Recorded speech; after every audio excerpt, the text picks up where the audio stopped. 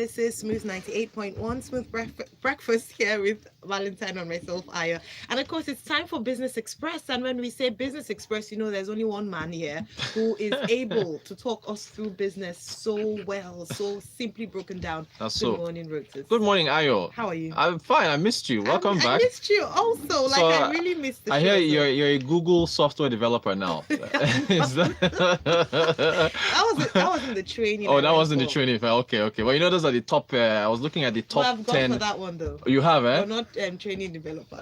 Look, go for it. So, top 10 most in-demand skills, software development. Damilola from ARM. Good morning. Yeah, good morning, Lagos. Good morning, Rotus. Good morning, Ayo. I think it's fitting to say Happy Children's Day, Damilola. Yes. You went on holiday today. I don't know, you're on holiday today.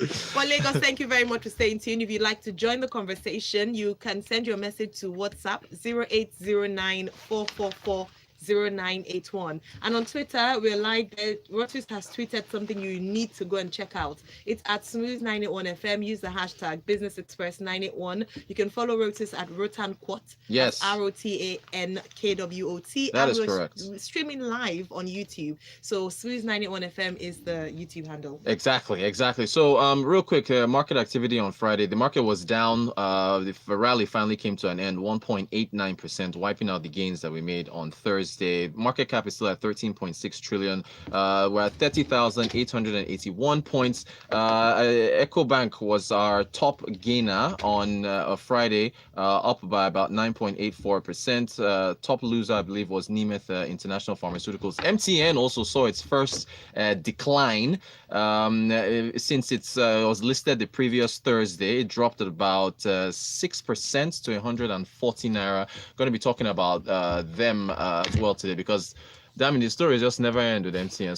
Somebody sent a message on Friday saying, Rotus, I'm tired of all your MTN coverage. Please tell us something else. But in honor of Children's Day, I was just wondering, at what age do you start teaching children financial skills? We tweeted something here from the Consumer Protection Bureau, the U.S. government agency, just showing the different ages that you should start teaching kids financial skills. So check it out on our Smooth FM handle. Well, for us here in Nigeria, Dami, about 2 weeks ago, the central bank said they were going to be introducing financial literacy courses in school curriculums in secondary schools.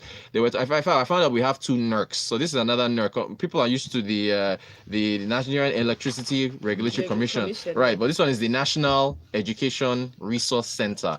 So this was I brought the story up again because it's Children's Day, but they said that they're going to be introducing curriculums for introducing financial literacy into curriculums before the end of this year.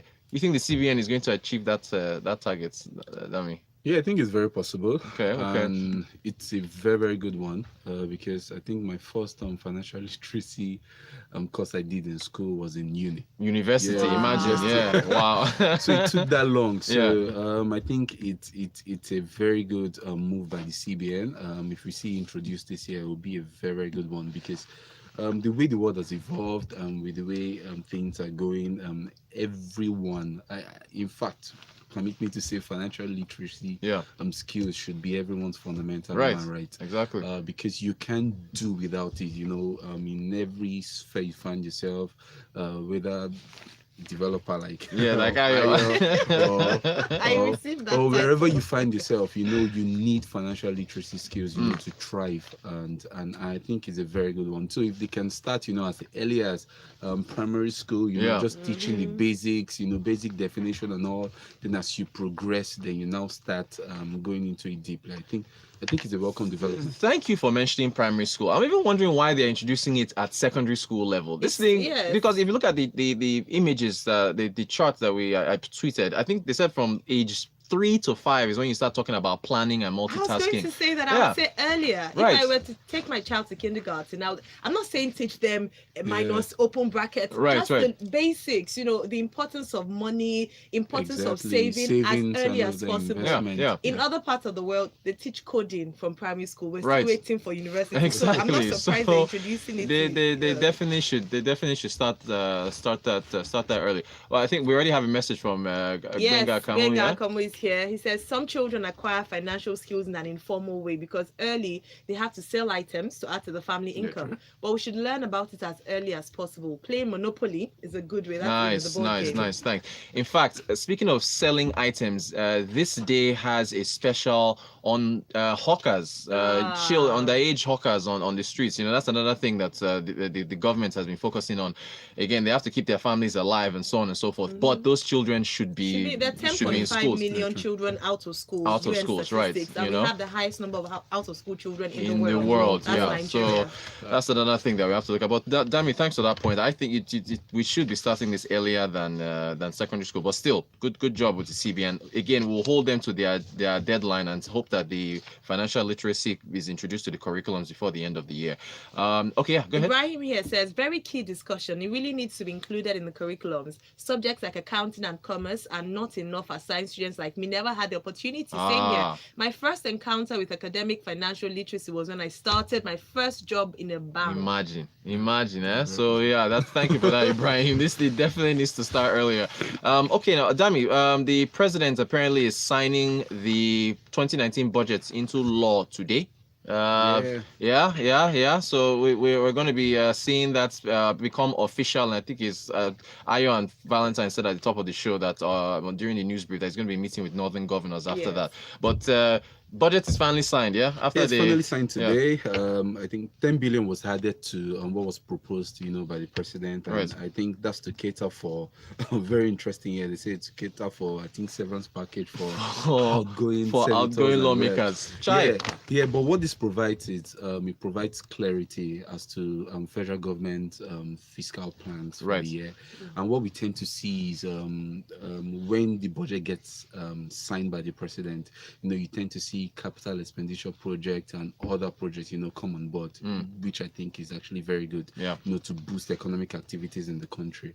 But I think the keynote is going forward, I would like to see a case where the budget is being signed earlier than May. Last year we had it signed in June, this year May. If you can have it signed maybe January, February, then it helps, the government itself, to carry out its capital expenditure plan for the year early enough. Right. Yeah. But still, if anyone is interested, the amount is the 10 billion they added brought it to 8.92 trillion. Divided by 365, that's just $24 billion. Nigeria of 100 and 200 million people were sharing. Dangote's net worth is what? It's not 25 billion. How much is it? Yeah, exactly. Yeah. We're sharing Dangote's net worth through the entire country. It's very small. Very small. I think the major thing here is why I don't think is a big issue is when you look at what we are generating in revenue, it's very, very small. So I've heard arguments for we should expand our budget and all of that. But the big question is we should expand our revenue base, to cater for the increase in expenditure. Exactly. So if we don't do that, I would just advise we keep things where we keep things where no, it's more borrowing. More borrowings and that has ripple effect. Thank you very much. Good point. Damilola. Now, Darlington from Papa still talking on children saving says, good morning. So some children started saving drops, few naira notes in Kolo, those boxes, small wooden square boxes. Some of us had it back then. So they started early. Nice. Don Charlie says, happy Children's Day to you too. Started the day by cashing out on my online affiliate commissions and looking forward to honing my Java programming. There you go. Honing it, business intelligence specialist online. Creative week ahead. Don Charlie is showing that you're never too old to continue to add skills. Yes, that's the future right there.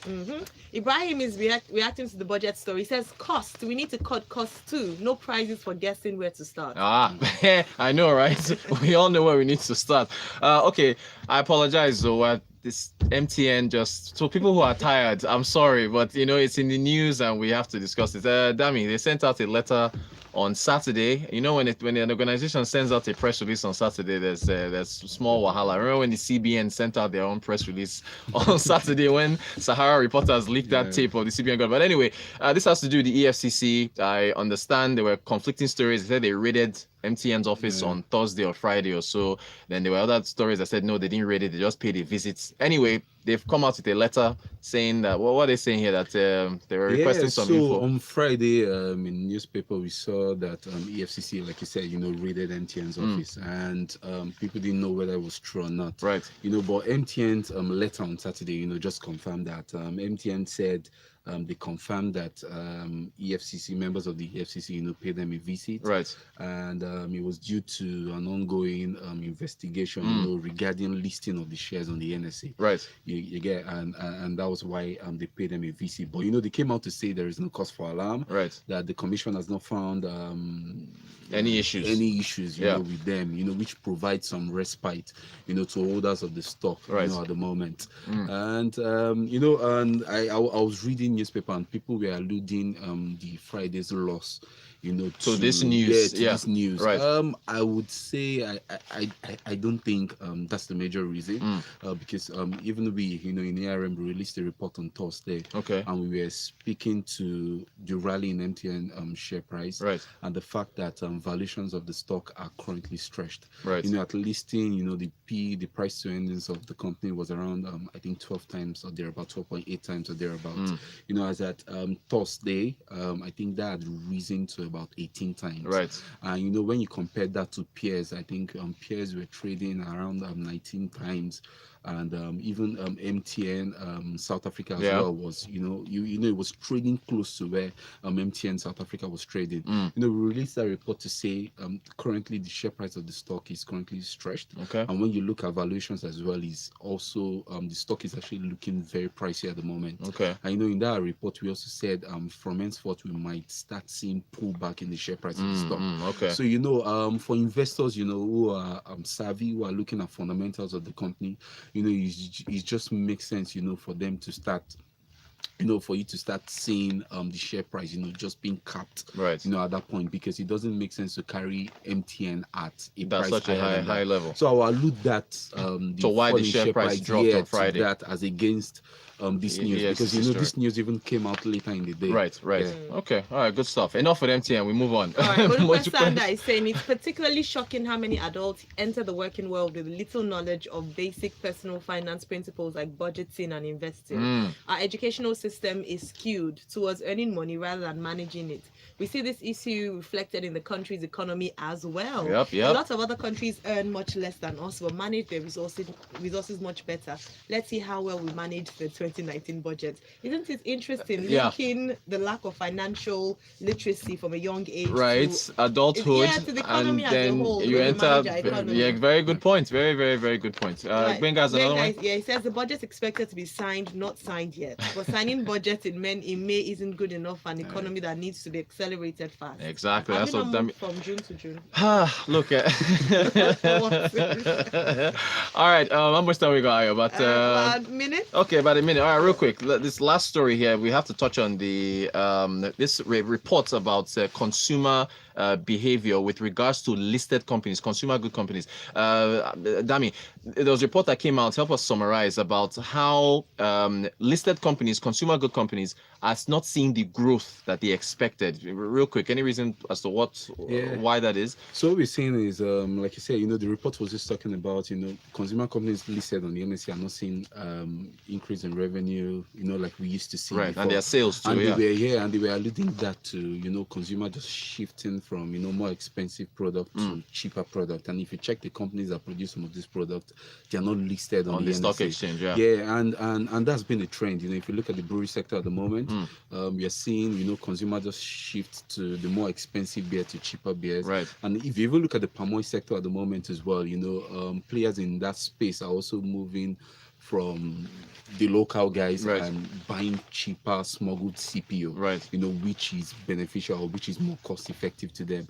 So I think one, this just speaks to the squeeze in consumer wallet, and the how will I put that, and the fact that consumers, fine, we're seeing disposable income increase, they pass the minimum wage, but when you look at real income, it's still very low for most consumers, and that started filtering into into the performance of consumer companies, listed on the NSE. Right. A few years back, we'll look at consumer names and we'll call them defensive stock because regardless, you still see demand for their product. But now we are now seeing cases where we are seeing consumer down trading. A case where they're moving from more expensive product to cheaper ones. Yeah. So and this might affect the performance of consumer names listed on the NSE. All right. I think we need the intervention of federal government and some other guys, federal government stretched everywhere. Well, I'll tweet that report out for you guys to take a look at it as well if you're interested as well. All Good right. stuff. Thank you very much, Rotus. If All you're right. not following him, please make sure you do. Yes.